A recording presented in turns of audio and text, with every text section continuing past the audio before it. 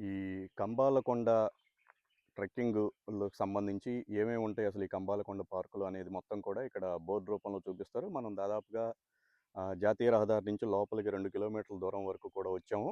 ఇది ending point.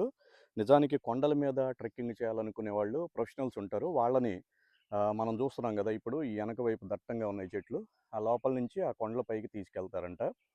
వాళ్ళకి సంబంధించి టిఫిన్‌లు, మంచినీటి సదుపాయాలను కూడా ఈ ట్రెక్కింగ్ నిర్వాహకులే ఏర్పాట్లు చేస్తారు.